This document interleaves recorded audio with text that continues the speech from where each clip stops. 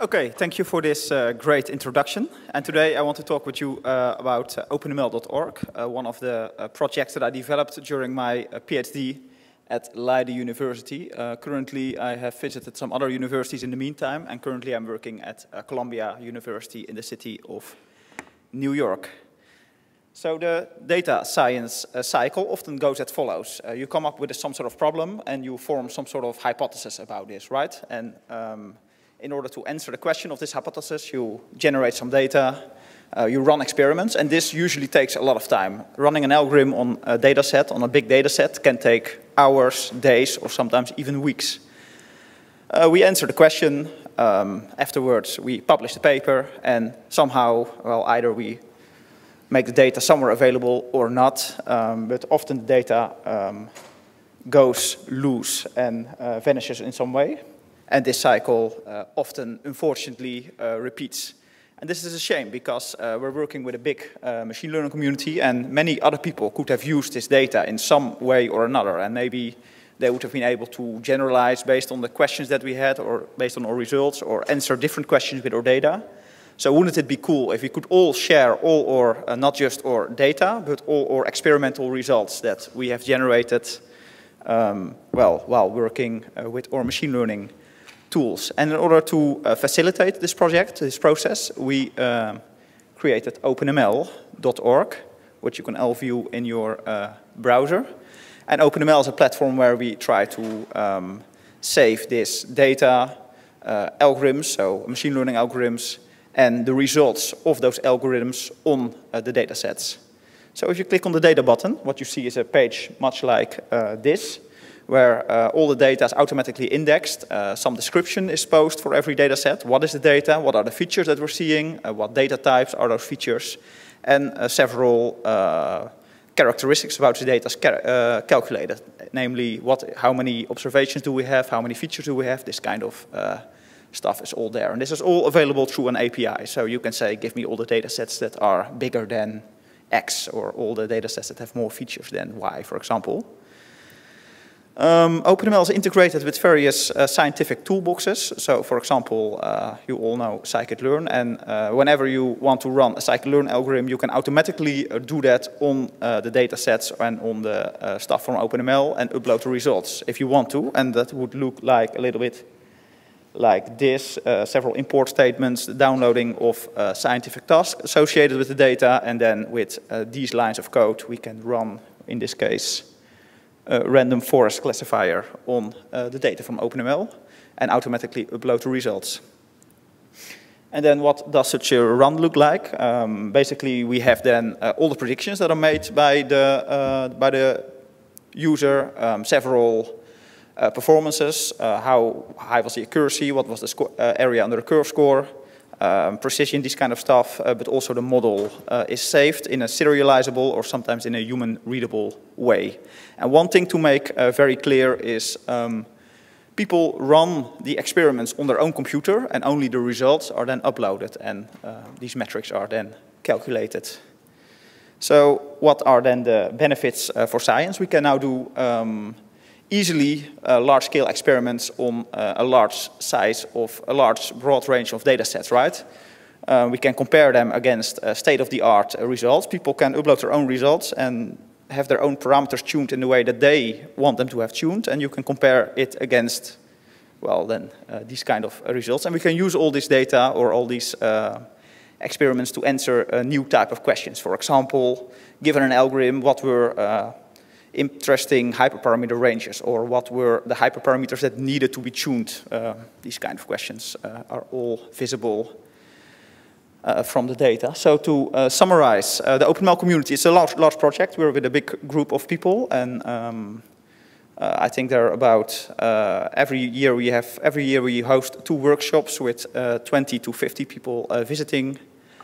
I cannot see my own slides. So if you want to get one thing away from this talk, it's www.openml.org, datasets and algorithms, and the link at the bottom shows one practical video of 2 minutes that has a very cool type of research that we recently did with OpenML. That's all I had to say. Thank you for your attention. Thank you, Jan. Very good. Have you guys heard of simulated annealing? This is sort of related because those hyperparameters need to cool it down, need to chill out. Come on up. all my hyperparameters are just have had too much coffee, I think. Oh, that's right. Yeah, that's good. Yeah. That's good. That's good. All right. So who's next? Oh, am I supposed to know that? On deck is Matthias Bussonnier. Not here. Who's not here? He's not right. Not implemented. Maybe is the yeah. And we are almost ready. Yay, all right, we're ready. Take it away. Hi. So yesterday I came in for the lightning talk and I saw a lot of satire going on in here and so many codes. I was like, I'm not going to do it because I have no code and maybe no joke. So what facilitates bioinformatics discovery? Data, database, tools, resources, computer, blah, blah. All of you know what that is. Maybe I have missed several of those up here. But what I'm interested in is at what organizational level can we support them? Research group, because it allows individual developers to work in things that they like to work. Institutional level, because it reduces redundancy. Regional level, by connecting different groups and institutions. National level, because government gives us money. And international level, where we can have more standardization, for example, coming together in things like SciPy. But the thing that I'm most interested in is community, because in all these levels, there are people who are exchanging experiences based on training, mentoring, supporting other communities. And this is something I haven't heard a lot in SciPy, even though SciPy is like a huge community thing. So I'll talk about my work directly or indirectly related to my employers in a European Molecular Biology Laboratory in Germany, and collective effort from several people, and I'll just share, if I have a chance, some challenges and lessons learned. So I work in EMBL. It's Europe's flagship laboratory, has 80 independent research groups, over 1,500 people working there. And I'm also associated with Elixir. Elixir is a network for centralized computing infrastructure and training, and my money comes from them. So somehow it actually gave me a chance to work beyond my own institute in a national level. And I am also quite involved in the carpentries that Tracy this morning talked about, and in our local bioinformatics community, where we have chances to informally exchange knowledge. So my work within Institute is about supporting bioinformatics community, how to improve a platform where people can exchange what they know with each other in terms of bioinformatics. Because if it's a news to this room, there are 90% researchers out there who are not computational, maybe even more. So how we do it is by training and consulting, coordinating resources by GitLab systems, a forum or chat system, and maintaining our website for the resources such as course material, events announcement, and so on.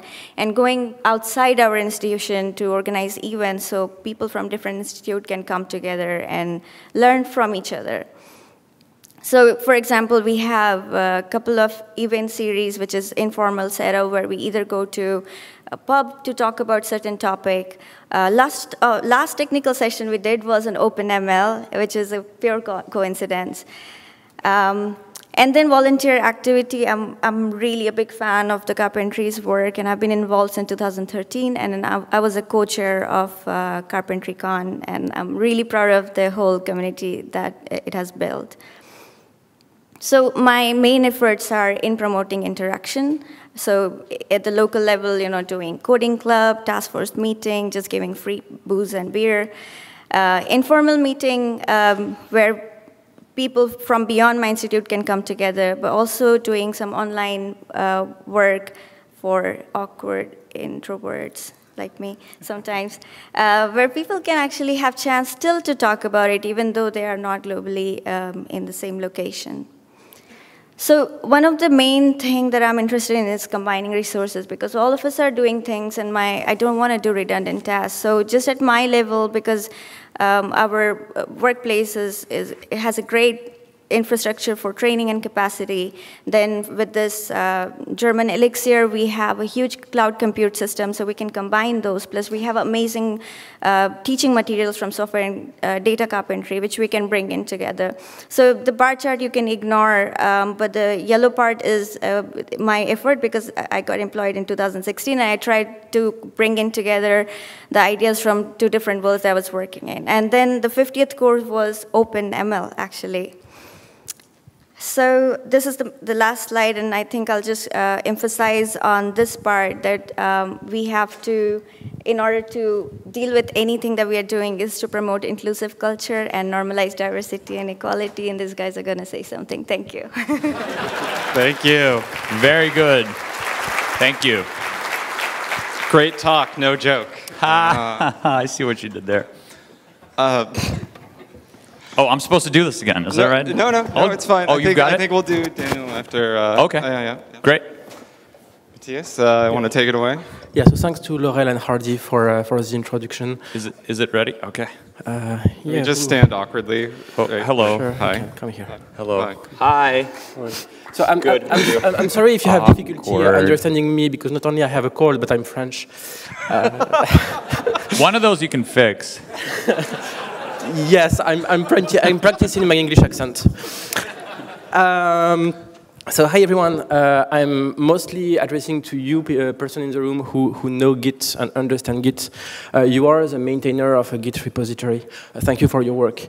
You have one dreaded task every now and then. It's backporting things, and it's hard. But you're only one who knows the magic Git incantation, and I'm here to try to help you today. One of the things you can do to backport things is to actually deploy your own GitHub bot, but it's painful. And so one of the things that we've done with a couple of organizations like Matplotlib, Pandas, and scikit-image is to actually deploy our own bots, which is open to any of you. So what you can do is go to the bot repository. If some of you are Rick and Morty fans, you will recognize the name of the bot. You just click here, and you will be directed to a configuration page. You select one repository where you want to enable the bot, and now you go and you edit your milestone on your repository. And when you tag one of your milestones, you can say, well, when I merge an issue which is tagged with a specific milestone, backport to, and the branch on which you want to backport this PR. And now that's what's happening on many of our organizations. So for example, here is a Matplotlib issue that has been tagged as v2.2.doc. You may know that Matplotlib is backporting a lot of things. And I think that's probably like help Thomas Caswell sleep again at night. And so now, when you merge, but you see that the bot will automatically open a backport in the repository. So now you just have to check that the tests are passing and merge. That has scrolled. If it doesn't work with the milestone of if you want to backport after the fact something, you can actually mention the bot and ask it to do things. And what the bot will do is actually check your permission on the repository and only do the thing if you have the right to do it. And so here it did the backport. It can do a lot of things. It can say hello. It can backport things. I'm working on having it apply PEP8 on the contributor PRs. It can also migrate issue. It will take all the commands, close the issue, and if you have permission on both repository, move commands one by one. Close, open issue, tag, and untag. That is convenient if you want to manage your GitHub repository by mail instead of having to go to the user interface. And you can also ask it to merge the pull request. I'm looking for people who want to use it and want to contribute to it. I'm not proud of the code. It's really ugly with string concatenation and things like that. And that's it. Thank you.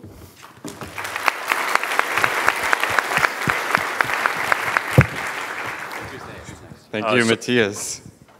Go ahead. It's getting weird, man. Oh, yeah. Go. So I was looking at Edward Tiernan, you're on deck, and So we have a very odd lightning talk that promises to be extremely fast because the presenter is not even at SciPy this year, but was signed up by a friend. So we're just going to present this one single slide, and then hopefully you'll copy down the Hope for the URL. best. Hope for the best. Is Edward in the room? Is Edward in the room? That's a great question. Yes, no, no. Okay, then. In fact, next up on deck will be Mike McKearns. Mike McKearns, yeah. Mike. That's what I have in my hand. Mike. Mike, No. are you in? No. Oh, he's ready. Make your way over here. Oh, there he is. This is Okay. going to be just a minute. So go ahead, Anthony. All right, so this is the slide. How do you guys like it? Yeah, so... Or should we book it out of here? So Daniel Chen is giving away a... Book it out of here? Did you guys catch that one? I'll say it again. Book it out of here. You don't need to cover it again. Oh. Let's turn the page, shall we? We must. So if you want to go ahead and tweet at Daniel, you might get a copy of his recent book. So How many is he giving out? I don't know. It's not on the slide. Oh, okay. I think it was 20. I don't want. I'm not gonna. It was free. A Everyone gets non-zero, copy. a positive integer. Yeah. Pretty sure. Okay. Positive integer. Natural number. Naturally. I should have said positive integer naturally. I should have said that, right? Yeah. Can we pretend I didn't? All right, Mike, and then you guys can come groan? on down. Come on down, Mike. Come on up. Come on up. Save us from this monologue here. So it's a positive integer naturally. Thank you. Thank you.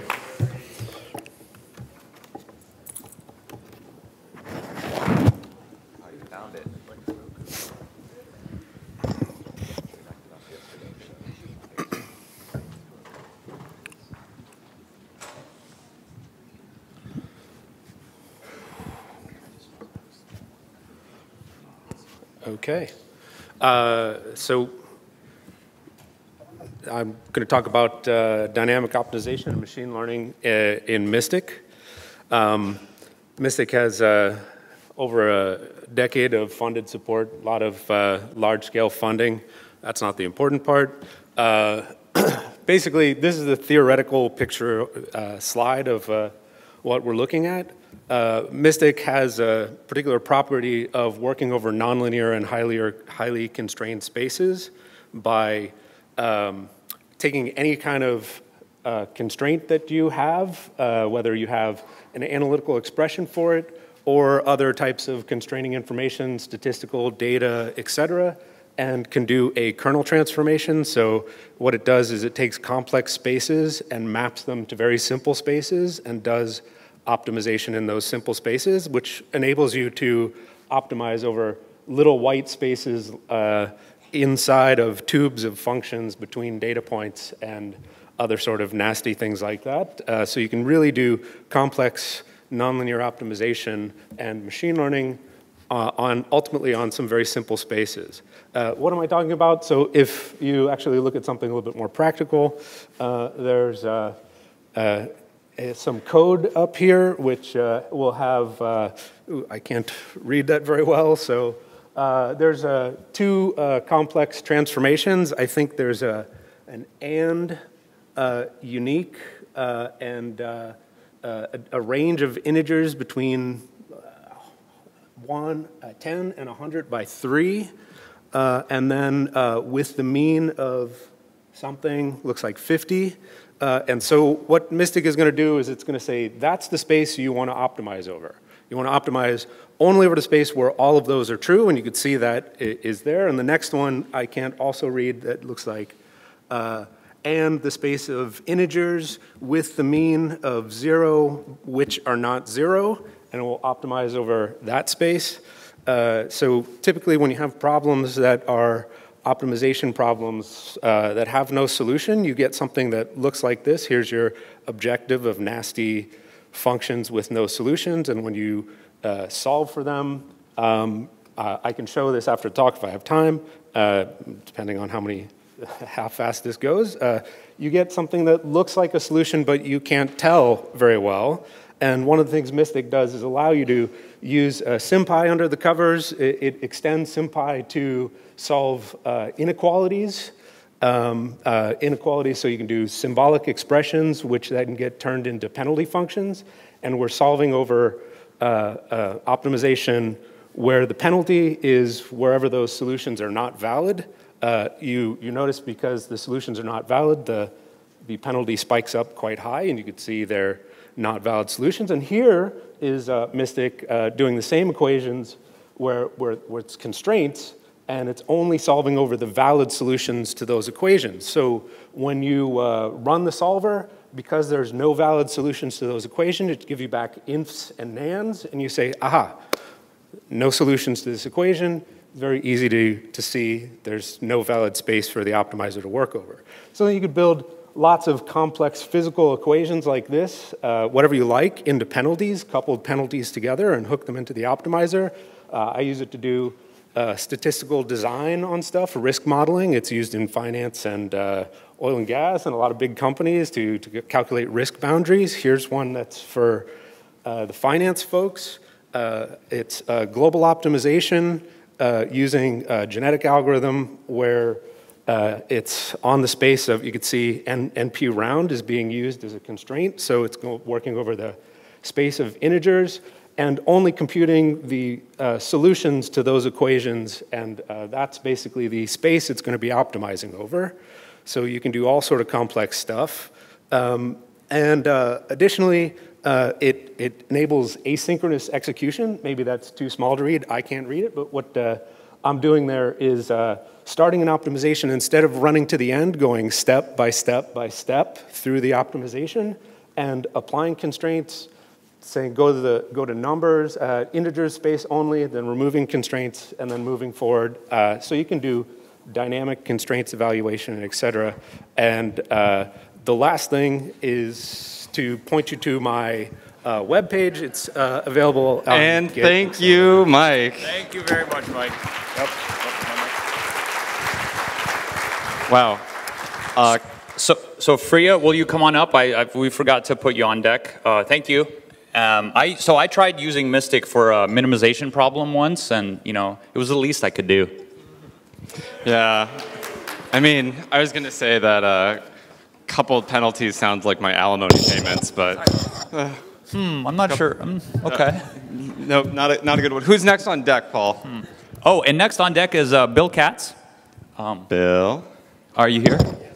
Great. All right, great. And so I wanted to share, while she's setting up, I wanted to share a quote from Peter Swart. I think it's Peter Swart. That's how you pronounce your name. My handwriting is terrible.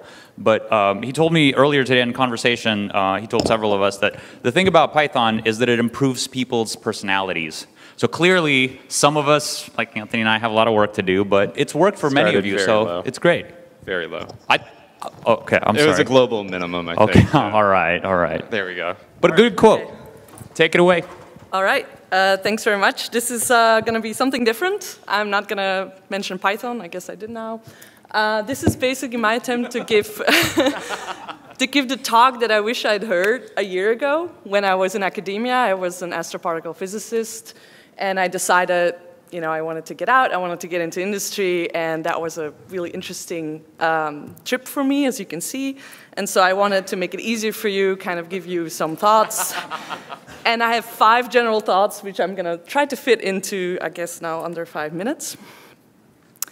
First, there's a couple of steps that I highly encourage that you would consider taking. And the first thing, of course, is when you come from this limited space in academia, like astrophysics, you're concentrating on this one single particle spectrum, you really should be thinking about, well, what do you enjoy in your current job? Is it coding, or is it building machine learning models, or do you enjoy doing the experimental work? And then what is important to you value-wise? So this is, of course, logical. You think about, okay, what is important to me? What do I like to do? And then start looking at what's out there. What are the jobs out there? And the reality is, as you're going to discover, there's many, many possible routes for you to go. And so it's important to first think about what is important to you and then match it to the jobs that are out there. So where are you going? And then I think this is the single most important advice: recruit mentors. Try to find people that are in the field that you're, like once you have explored the field, you'll find out, okay, I want to do machine learning in the healthcare industry. Once you know that, try to find people that are in the healthcare industry that are doing machine learning. Contact them, talk to them, ask them questions.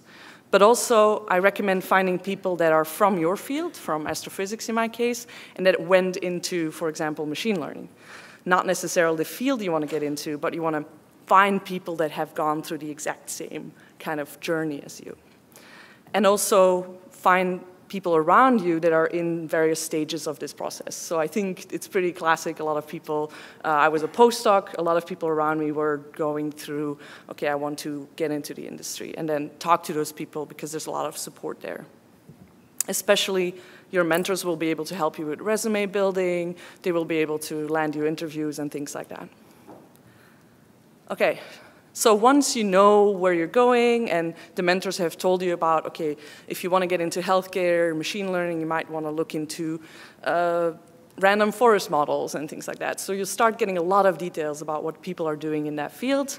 And so these mentors will kind of help you understand what the gap is between the skills you have currently. Like, for example, for me, I had a lot of stats background, but you know, I never ran a random forest model before I started looking into this. So these mentors will really help you identify what do you need to learn.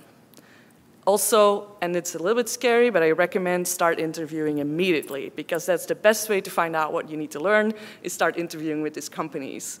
And then you just kind of figure out, like, oh, okay, I guess my SQL skills are not up to par with these interviews. And that's really a scary but really good way to find out what you need to know. And then invest some time in like what we call pet projects. Think about what you like in the world. And like my example is I like birds. I'm a bit crazy about birds, and in California we get hummingbirds. So I built this little setup where I take pictures automatically of hummingbirds coming at the feeder, and then I started doing image analysis on them and started trying some deep learning on these images. It was a lot of fun because it was close to my heart, and I spent a lot of weekends hand labeling bird images. Google API doesn't actually recognize this as a bird. It thinks it's a helicopter. So after all of that, you have like ideas for pet projects. You know like skills you need to work on. For example, I need to learn random forest machine learning models. You have all these mentors that are giving you ideas. You're interviewing companies. That's a lot of stuff to organize, and you have limited brain power. I mean, I do. So that was the biggest challenge, is really to organize your brain and time. You want to look at what you need to learn and spend your time accordingly. Okay, before I get chased off, so this was a general overview, but if you're thinking about switching, contact me. I really want to pay it forward, so if you have questions. And I'm with Clover Health. I'm a machine learning specialist there, and so we're hiring. Thanks. Thank you very much. Way to linearize. Nice. Who's next on deck? On deck, we have Zachary Leedy. Zach. Oh, Great. Great. That's awesome. He's ready to tie things up. He's wearing a tie. That's a visual joke. He's wearing You're not a tie. gonna. Yeah. He's wearing a tie, everyone. It's okay. Yeah. He's wearing a tie. So, hey, how's everyone enjoying themselves? All right. Good. I always like lightning talks because it's a little like palate cleanser for all the information overload from all the super in-depth detailed talks that you attend throughout the day. And now it's like a chance to just sit back and enjoy the ride. So take it away. Okay. Hopefully this will stretch out a little bit more.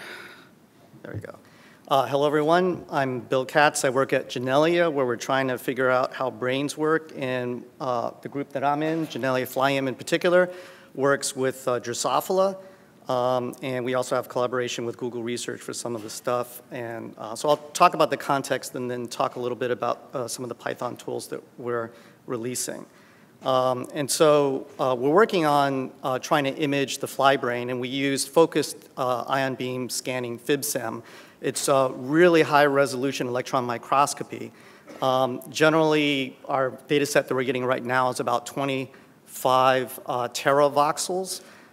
So you can think about it in terms of if it's a byte per voxel, that's about 25 terabytes. And this is just a portion of a brain that you can barely see. So we're not going to jump any time soon to higher organisms like mice. We also do automatic synapse detection using some deep learning systems. And so convolutional neural nets will take a look at particular areas of the grayscale and be able to say that we think a synapse is there, and we can actually produce density clouds very similar to if you were to actually do molecular staining on that stuff. We were working with Google on doing, they have a form of deep learning called flood filling networks, which, and you can see here, it's kind of growing out a neuron. It's incredibly expensive, but luckily they're paying for it. And so, you know, it's like 6 digits for, 6 figures for one data set. And so, but it's absolutely amazing results that we're getting. 4 or 5 years ago, we couldn't come close to this level of segmentation. So now all the electron microscopy images that we're generating can actually be used more or less almost immediately. So this is an example of a ring neuron that just popped out after the deep learning. Typically, though, you're going to require a lot of hand editing. And so we have 25 proofreaders, and it's scaling to 50 right now, where we're basically we provide tools. You see here this initial coloring. There are supervoxels, but let's say they're all merged inappropriately. We give tools so that they can break things apart. And so there's a lot of hand curation, a lot of editing manually. And so what are we going to do with all this data that we have? So we got terabytes of data, we've got segmentation, we've got various other things, and the thing that we designed for this is something called DIVID, is the Distributed Versioned Image-Oriented Data Service. Think of it like Git for massive image-oriented data. And the way that it's designed is that you have a bunch of DIVID clients here, and it speaks a science API on one end. So DIVID is this thing in between. That you can create data types that provide a different type of API, and then the backends there's a whole variety of backends. It can go on a Google Cloud, it can go on your local hard drive, so that we could do like postdocs could get a little section of their data. And what it really looks like is that if you take a look at it, this is actually a DAG from one of the data sets that we're currently working on right now. Each of these is a version of the 25 teravoxels that you saw. So like when we have a lot of proofreaders, they'll actually start training on data, and they'll create different versions. And so this is very easy to do now, where you can almost treat it like Git. And down here, you can see all the different types of image data. So we actually published this kind of stuff. This is an example of 4 things we've already published in emdata.janelli.org. If you go to Medela 7 column, you can kind of see here ground truth, grayscale. If you pick 2 of these things here, you can actually fire up a neuroglancer, and hopefully it won't balk on the data. And this is coming directly from Google Cloud right now. And you can kind of see it's pretty interactive right here, where you're moving across the data. So how does this fit in with Python? Well, one of the things that we can do here is that we've released this system called Diced, which kind of just takes some of the ND data that we present, so the grayscale and the segmentation, and it provides a face for that. And I did this a little bit beforehand just to show that, yeah, you can actually create a diced store, and then you can create images, take slices, be able to use them. And so all this is available via Janelli-Flyam and Diced. Thank you. All right. Thank you. A neural network for neural networks. I DIVID. So Bill, up next is Stephanie Luminitz, but Bill has clearly spent a lot of time thinking about fly brains. He's a real Dressau philosopher. Ooh. Back to the big words, Paul. Oh, sorry. Can you dumb that down for some of us with smaller So fruit flies. You want me to draw a diagram? Because, no. Yeah. Okay. No, we don't have the time. No. I'm Okay. sorry. You're All too right. detail-oriented. Sorry. All right, so who's next on deck? Stephanie. Stephanie, oh yeah, you said Stephanie, that. are you here? All right. Yay, all right. All right, great. And, okay, take it away. Tie things up, remember?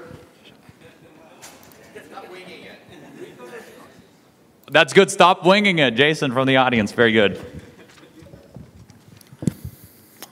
Maybe we can all see something in a second.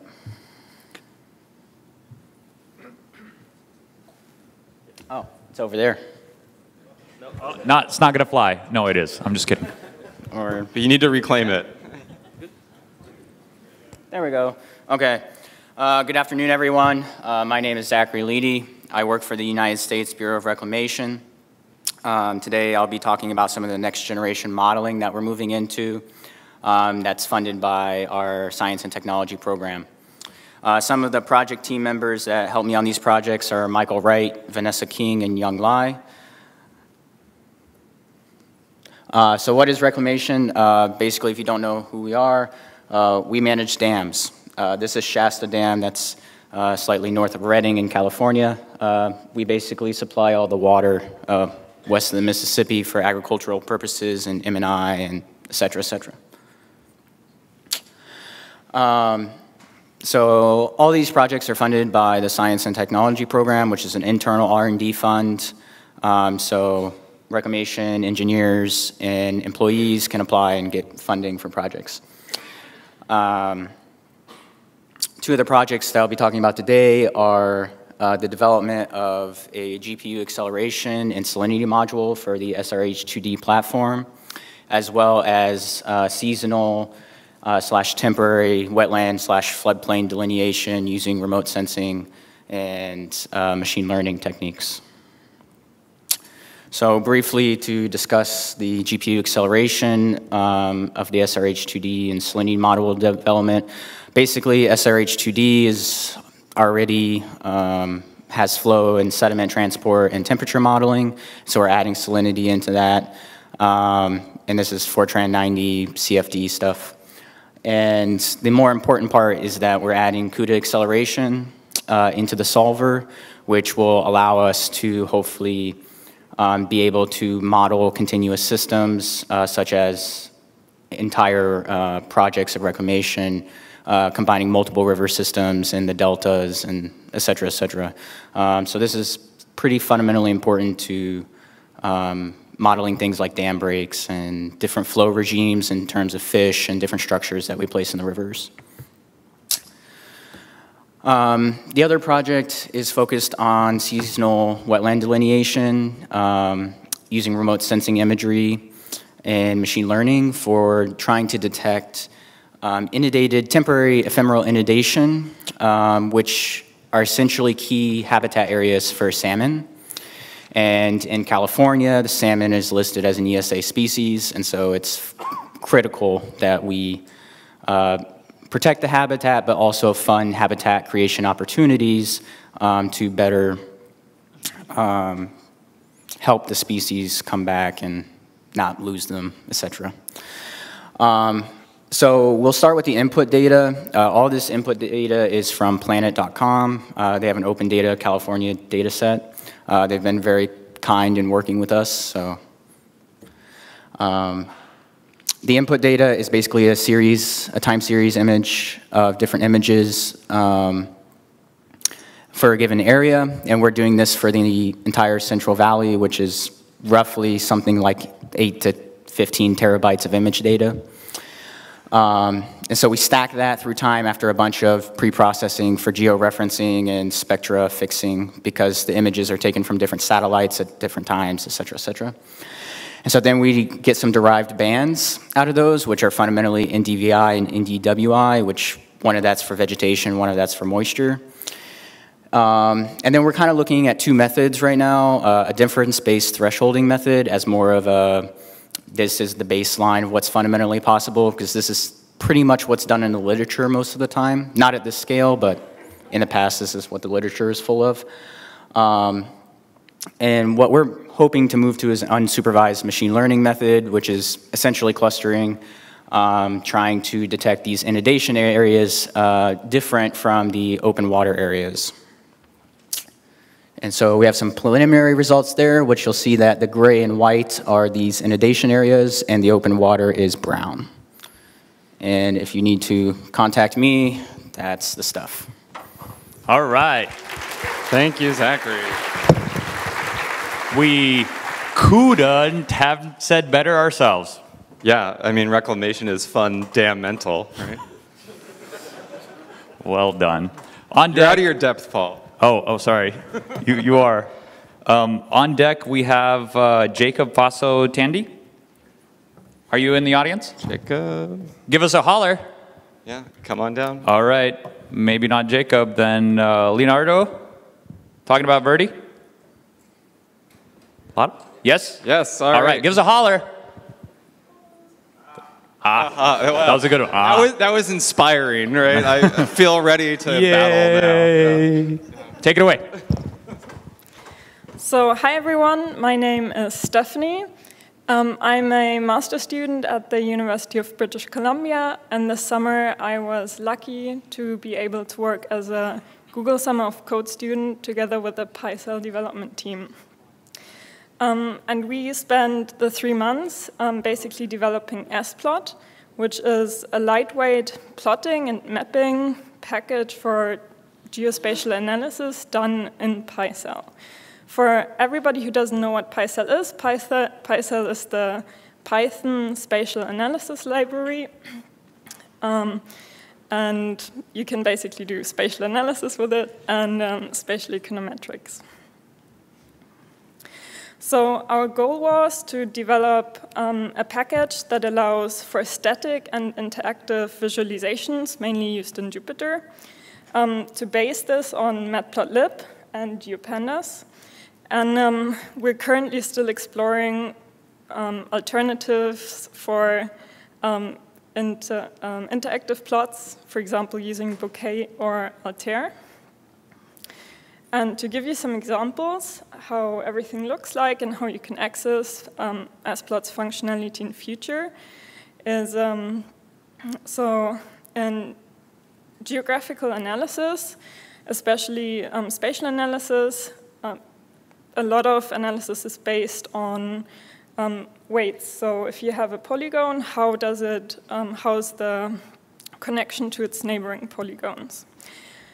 You can calculate that with a sub-package in PyCell called libPyCell. And splot basically just provides the visualization for libPyCell for the weights object you calculate. You can find that specific visualization user-friendly under the namespace splot.libPyCell, so namespaces are connected to the sub-packages. And it's easy, you see it, it's a one-liner. You say plot spatial weights with the weights object and the geodata frame, and you get a default visualization. Now you can also see that often we have the problem that polygons are not connected properly, so that is due to digitization errors or other errors. And libPyCell has a solution for that. You can calculate non-planar neighbors. You can pass the same, basically slightly different object to the same plot. And you, by default, automatically see which new weights have been created. And you can basically analyze, was that correct, what I did? Basically, did the calculation work fine or not? Of course, it's in the research community, it's important to publish, and we already heard the talk this afternoon about how important colors are. That's why we decided to design an API that allows basically to customize your plot as much as possible. As you can see here, we still have the weights object and the geodata frame you pass in, and then we use different dictionaries to basically be able to change whatever you would like to change on the visualization. There's another way to access PyCell splot that is directly in the sub-package you do the analysis with through .plot methods or .scatterplot methods. As seen here, you have the rows object, and you basically just have to say rows.plot, and you get the graph with the same dictionary functionality. You basically have an splot. Often it's important to view one problem with basically in different scenes to be able to interpret what you analyze in the right way. I'm sure everyone has dealt with that. And he basically can see that we also have multiplots with masking options. Okay, so also before I get chased off, thank you. And if there's anybody who's interested in geospatial plotting or mapping or the visualization space, like, come join us. All right. Thank you. So I thought the discussion of alternatives to matplotlib were really interesting. It seems like some they were found to be just bokeh, and others had ulterior motives. Oh, I think we're really just scratching the surface here. Oh, there we go. Yeah. All right. Who's next? On deck, we have Anthony Swen, UC Berkeley. Anthony, you're here. There you are. Oh, there. I'm here. Here. Here. Hi, Anthony. Hi. This is what we call dead air in the biz. In that I'm dying up here. No, I'm literally dying. Can we put you out of your misery? Please. Okay, get off I'm the stage. hoping that oh, this is looking interesting. Oh, I wish you all could see this. This is amazing. There's at least 4 adapters all connected. Yeah, they're all, there's, oh, there might be a little rodent looks like living in here. Fly brain designed this. I really wish you could see this. This is amazing. Wow. I mean, I've heard of spaghetti code, but this is just, wow. This is... Now you're making me hungry. What was it? Ba-bum. Shadow puppets, yeah. All right. This is a preview of what's to come tomorrow, I guess. That's right. Timing? Do, do, do, do. Here we go. It's the year of the Linux desktop, people. Yay. Perennial favorite, I think. Yep. No? There we go. All right. Okay. XR and R. Okay. Today I'm going to talk about this side project that I've been developing. It's called Verde. It's a Python package for gridding spatial data and do some processing as well. I'll start off with a quick demo. Can everybody see this? Yeah, okay. So if we import this, and I'm going to get some sample data set. This is a magnetic geophysics, aerogeophysical magnetic data. It's usually collected in flight lines like these. So this is highly oversampled in one direction.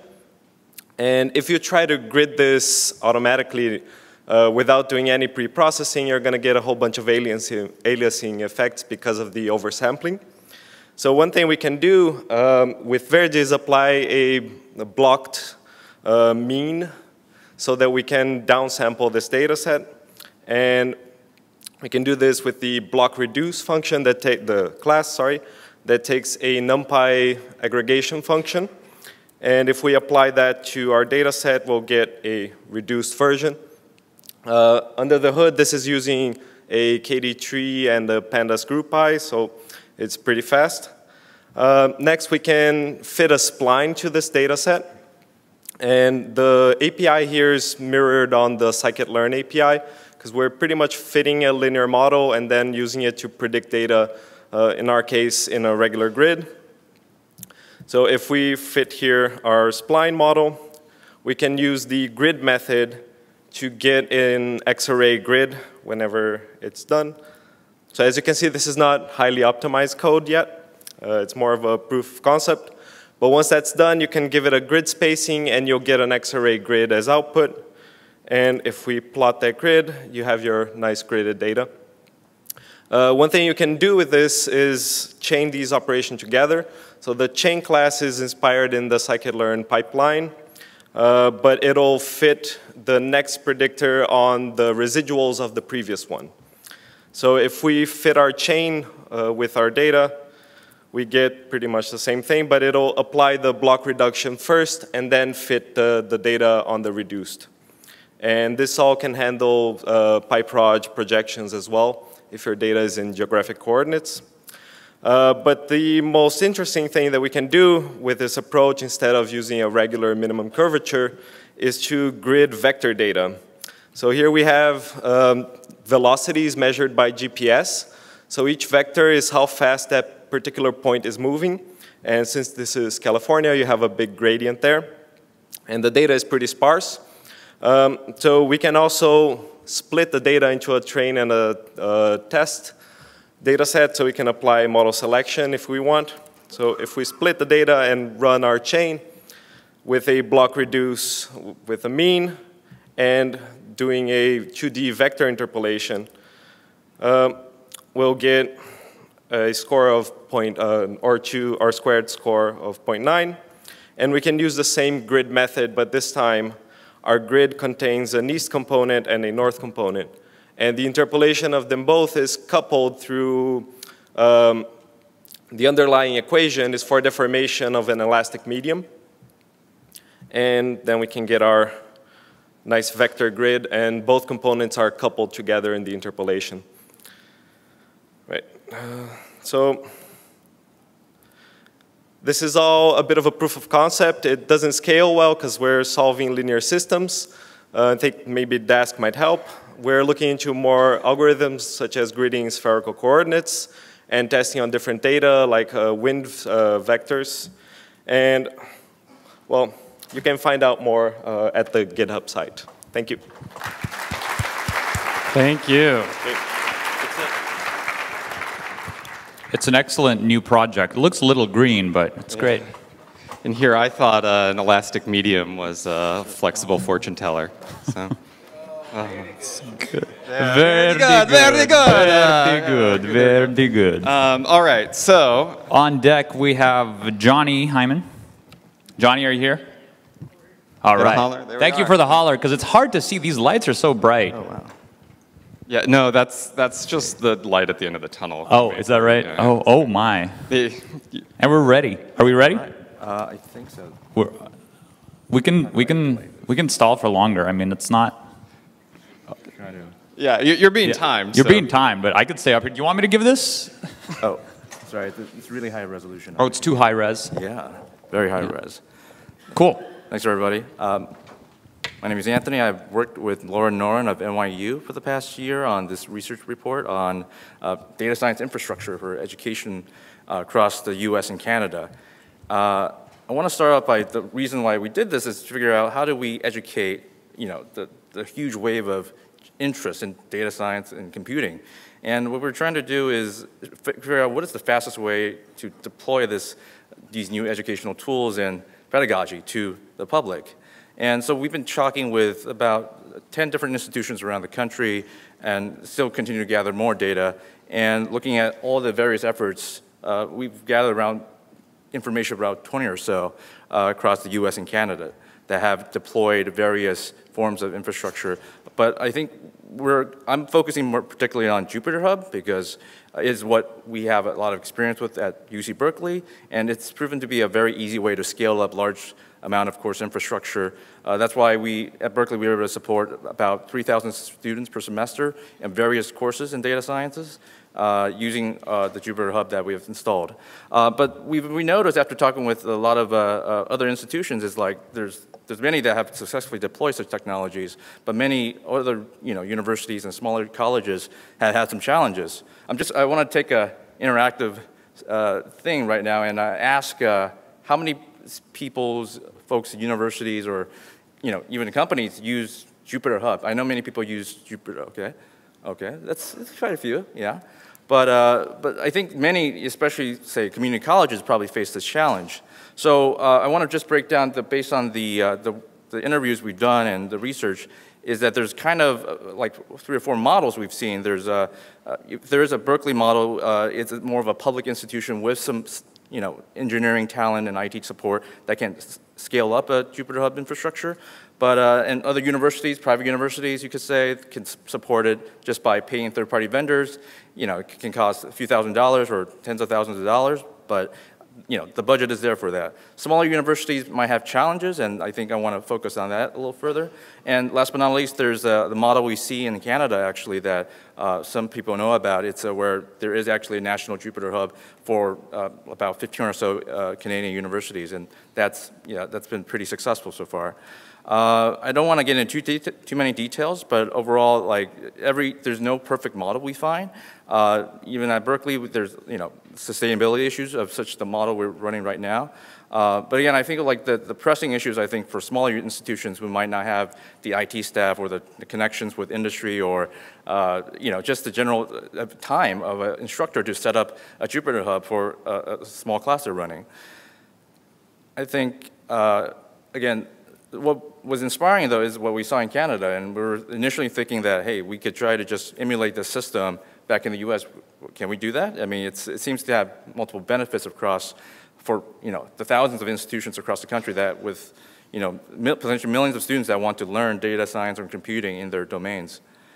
So what we looked at is potentially the potential pathways. We could just stick with the status quo and let's see how the system can continue to develop, but I feel like there will be a growing divergence between institutions that can offer large-scale education to their students in computing and data sciences and those that cannot at all. We were thinking about maybe just having more financial support for institutions to do this, but potentially that's it's expensive, and I think it's you have to select third-party vendors, you have to hire a lot of IT. We're not sure if that's the right place. I think initially we were talking about a national hub model, just like in Canada, but I think the challenges, given the current political climate and also just the complexity of coordinating potentially hundreds, if not thousands of universities and courses that want to deploy this, it's not realistic. So that's why we are announcing trying to announce a regional hub model with the big data hubs. Trying to set up hubs across the country, and we're going to try to offer it to a select number of universities that are actually attending a workshop we're holding at Berkeley next week. And that's it. Thank you. Thank you. Thank you very much. So, Paul, so Anthony, we haven't actually introduced ourselves.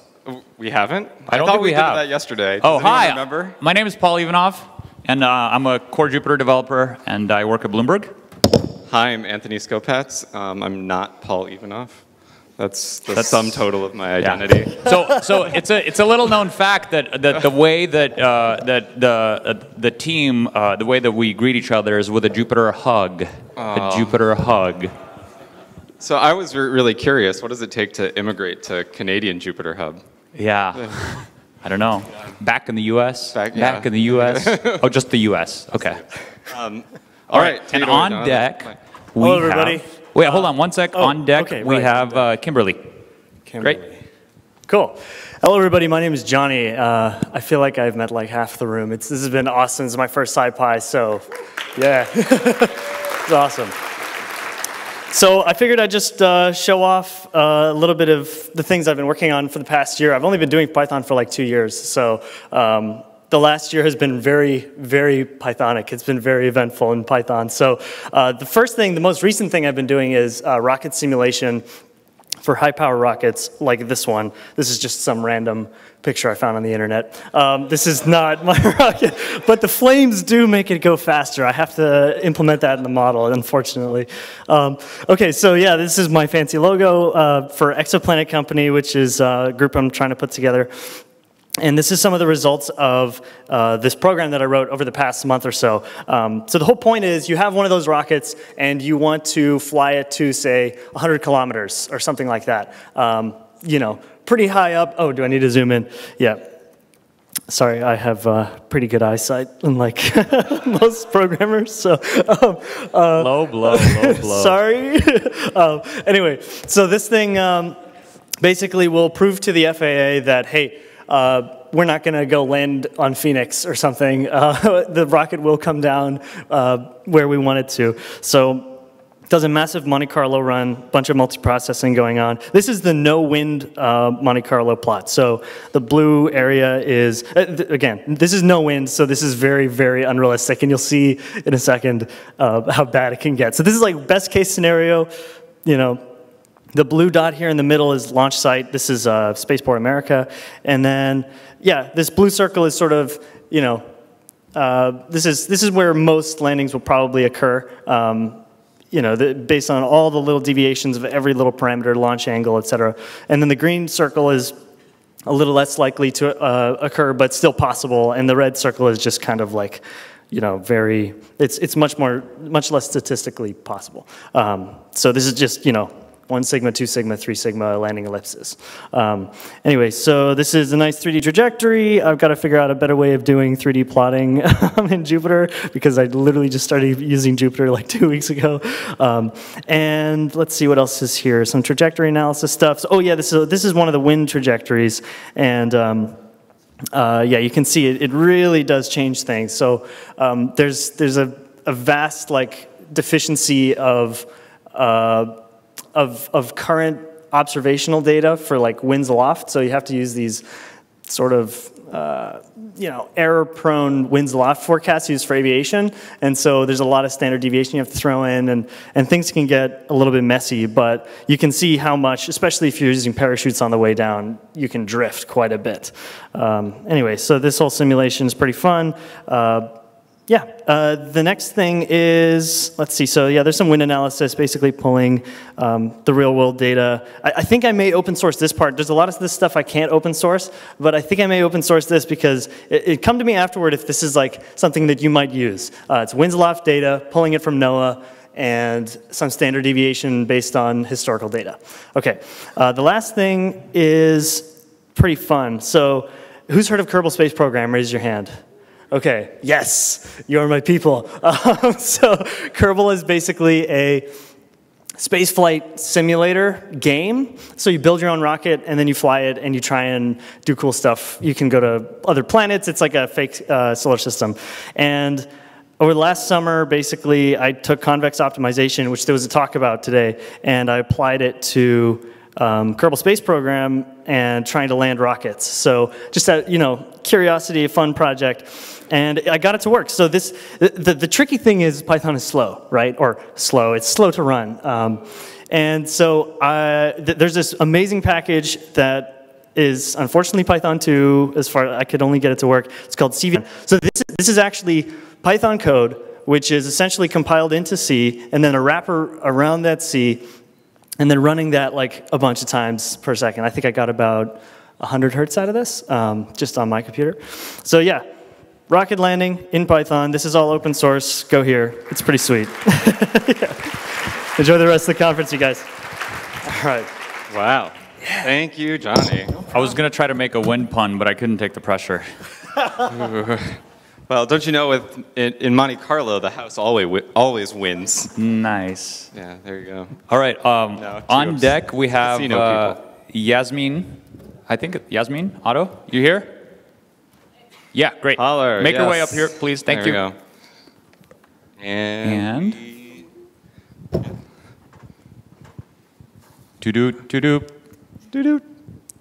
All right.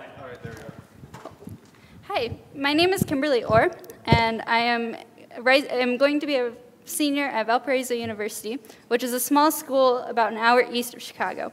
And there I am studying computer science and statistics. This past year, I discovered data visualization and fell in love with it. This summer, I'm working as a John Hunter Matplotlib Summer Fellow.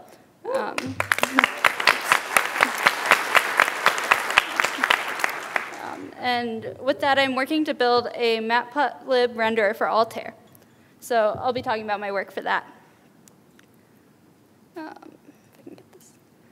So Altair is a declarative statistical visualization library in Python that's built on Vega and Vega Lite. Altair is really great for making exploratory or quick data visualizations. And when it does what you want to do, it feels like magic. So this is the same code this is the code to make the same plot in both Matplotlib and Altair. Well, okay, that was my first attempt at the Matplotlib code.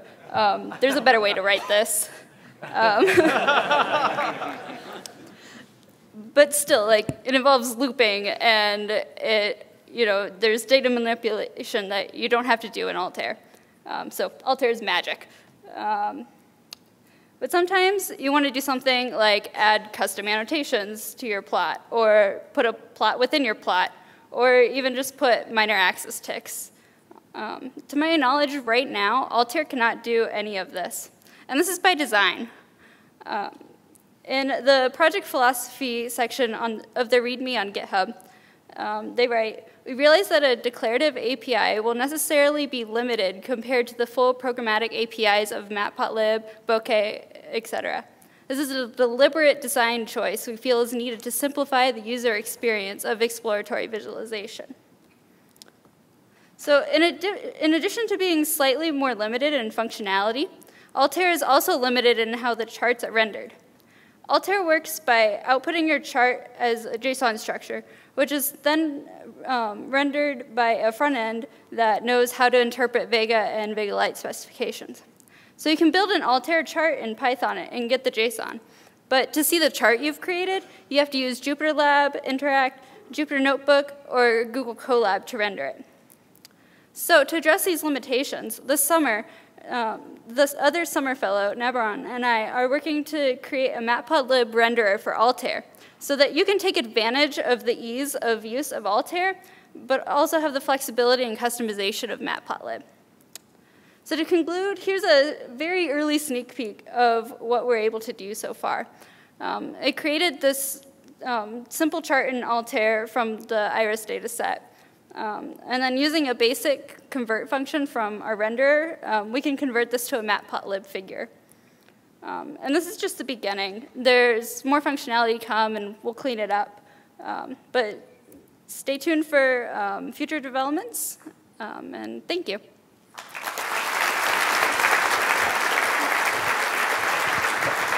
Thank you very much.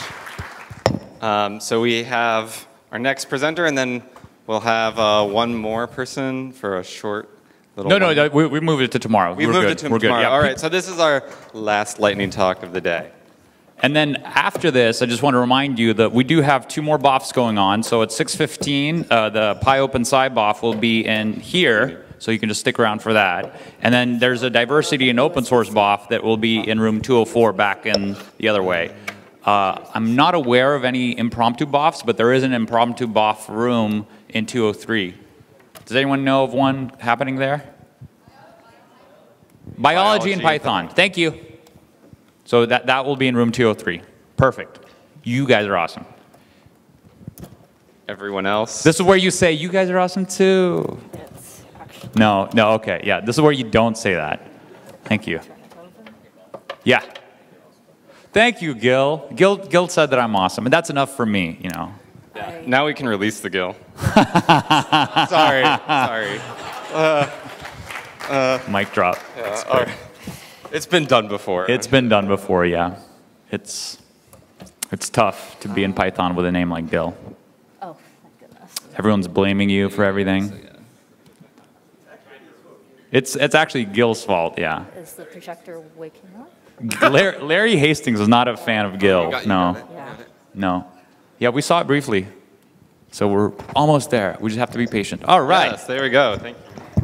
Hi. So I'm just going to talk about rich input as kind of a contrast to the rich output that we've all been seeing with these huge data sets. I'm going to talk about how to make really small data sets into something scientifically useful. So we're going to suppose that the human scientist is trying to learn some sort of manifold, some sort of set of output possibilities from their given model. And we're going to pin this down to certain examples. We're just going to plot them out in the notebook and basically see what our input does to them. We're going to call these explorables toys, and there's generative characteristics. So this is just running on one computer. You can port them out to the web, and people will run it on theirs. So I apologize that this is redundant with my poster last year, but this is an example of using a rich input widget to control this model that solves for circle tangency. all of these red circles that you're seeing here are being computed in Python using the input state generated in JavaScript by the user. And what you can see is if you compare this to a full exploration of the parameter space, this is somehow a more intuitive representation. This is my next slide. You can see that the solver is doing the right thing. This is non-trivial when they're in the middle of development, which is our motivation for using it as a widget in the Jupyter notebook. If you need to figure out what scale things are at, you'll very quickly realize if you've made an assumption about your small model and your small data that doesn't hold. This is another example of this sort of thing where we're, again, driving some plot output in real time. This is just saying that each one of these cells has a ODE, and we're going to pretend this is a super simplified neuron. Because again, the point isn't to make a quantitative prediction of behavior, but to just say that qualitatively, if we say hold the input there, it's going to burst for us at a certain rate as expected. And we can combine this with more rich output using frameworks like Vega Lite that Altair runs on, actually. This is technically in the browser, which is a natural environment for this sort of gadget that you'd want to show off to other people you're trying to teach about the model. This is also the sort of visualization used to teach yourself about the model if you have some knowledge of visualization techniques, which is increasingly easy to acquire. I want to compare this real quick to other modes of data interaction, just paper. We can do better than paper as far as dynamic systems go. We're calling these explorables. We're claiming there is some narrative in there related to layered programming, and we've got these verbs that you'd want to combine with thank you very much. All right.